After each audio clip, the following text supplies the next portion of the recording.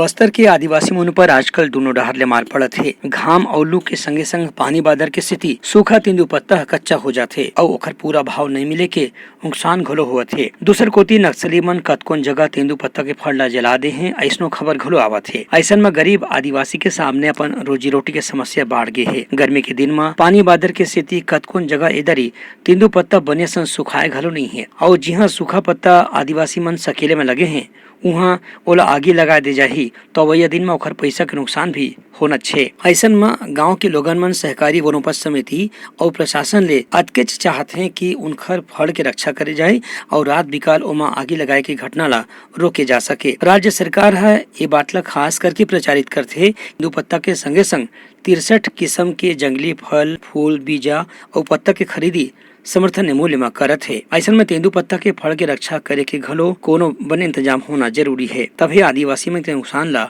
रोके जा सकी। ब्यूरो रिपोर्ट, उटलंघा न्यूज।